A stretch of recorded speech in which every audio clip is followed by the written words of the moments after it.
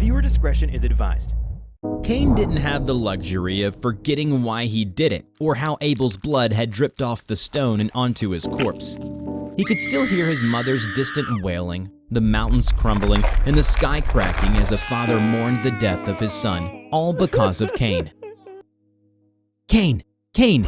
You there? Leora watched as Cain jolted back to reality and moved his queen 6 places, toppling one of her pawns. Check. Aw, come on, every time. Man, thought I had you there. She pouted as he dissolved the captured piece back into light. You'd have to do better than this, little miss. She noticed the same absent-minded look spreading across Cain's face again. Is something the matter? You look troubled. Ah, just old memories. An old man lost in thoughts. Oh, what are you thinking about? For a brief moment, Cain's ever-pleasant demeanor drained from his face and he became someone else. Someone old and tired who had done many things he regretted.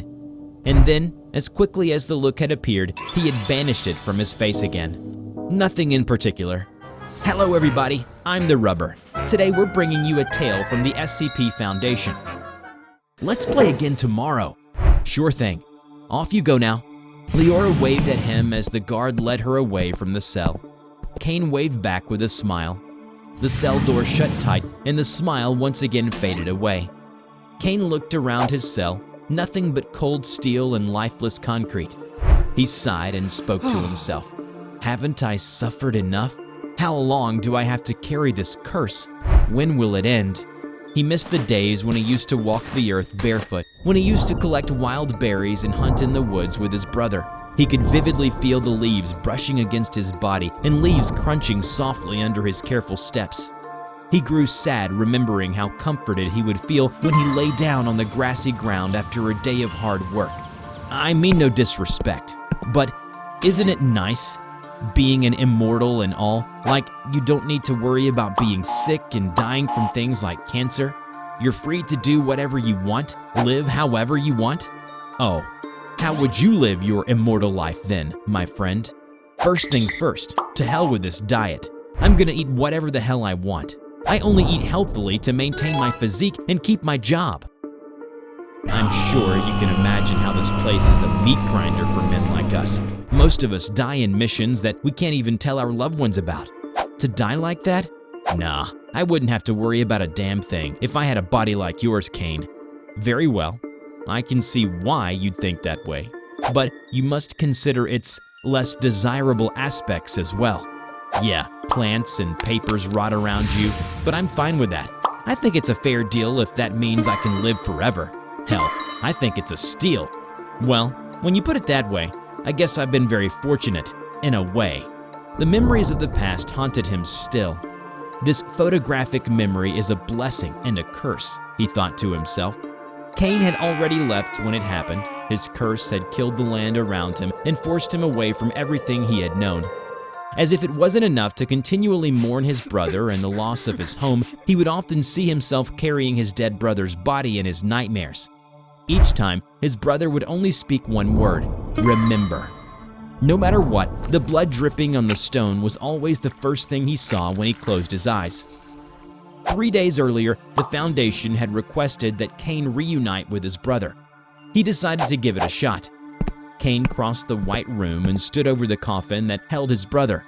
He didn't know if Abel could hear him in there. Maybe he was sleeping.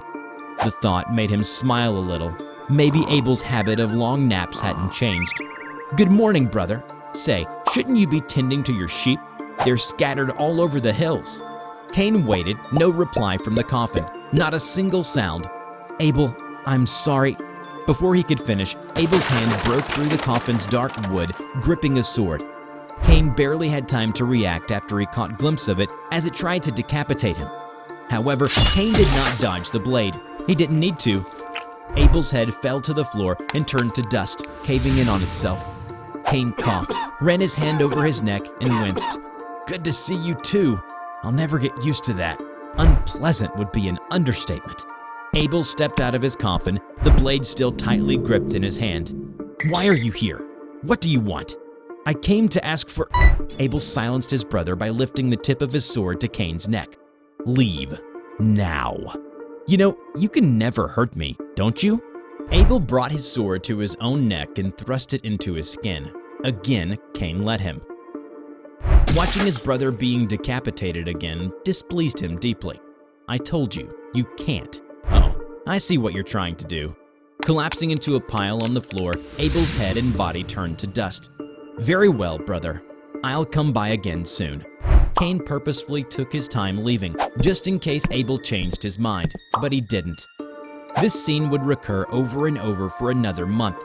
Sometimes, Abel would pretend to finally be interested in a chat, only to decapitate himself by means of Cain's anomalous arm reflection ability and go back to his coffin. Sometimes, he would not even make a sound. Sometimes, Cain would come to Abel's chamber just to sit by the coffin. Sometimes, he would sing as Abel slept. Abel had been the timid brother. The only thing that soothed him on stormy nights was his mother's lullabies. Despite his age, Cain was still able to hum the soft, haunting melodies that dwelt on the brighter days before all this, before the killing. He was somewhat pleased by it. Sometimes, before Cain left, Abel would say just one thing to him from his coffin. I'll never forgive you, Cain.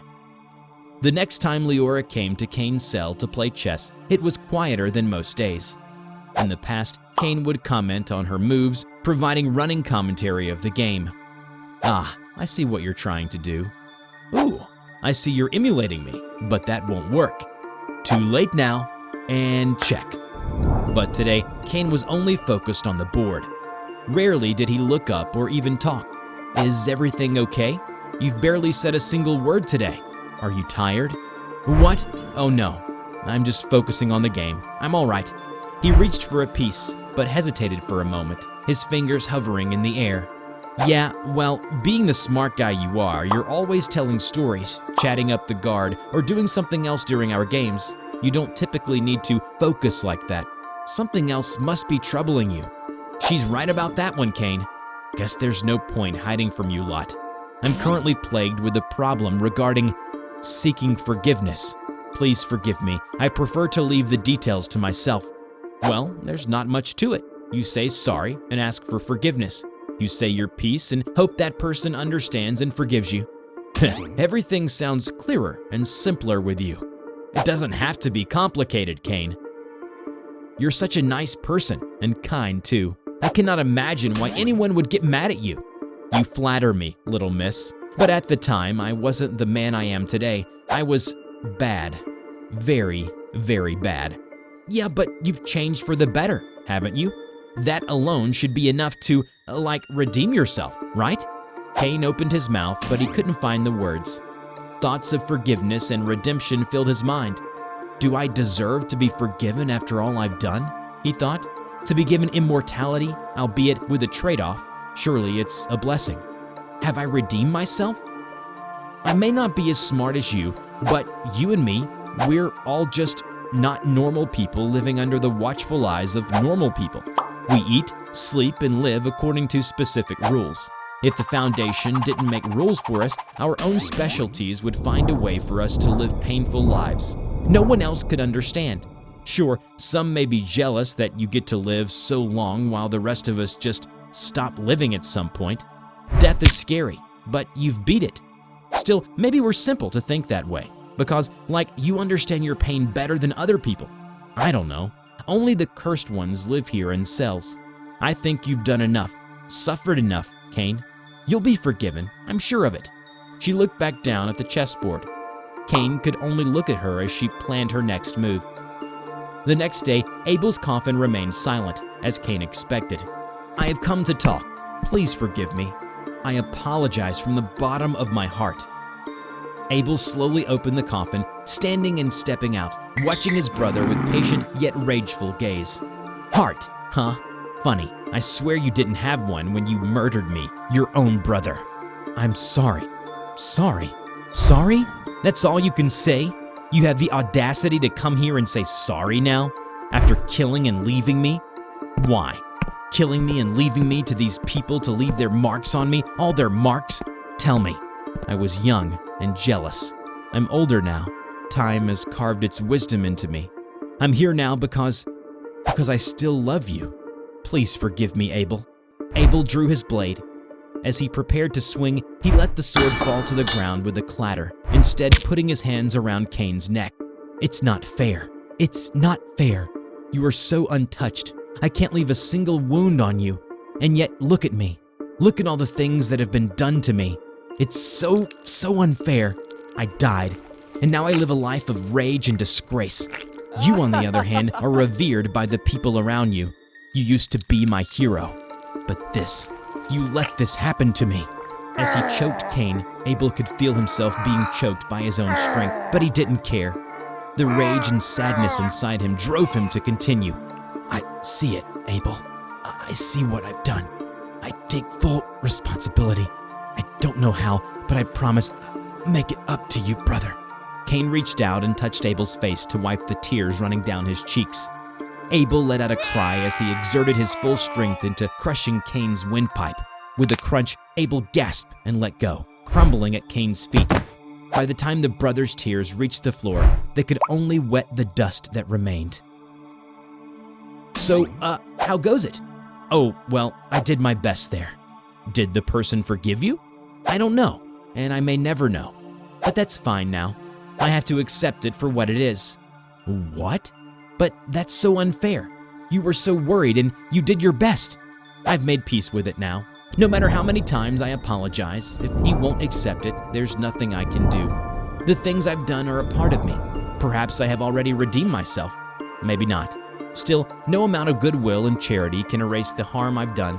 We can only do better.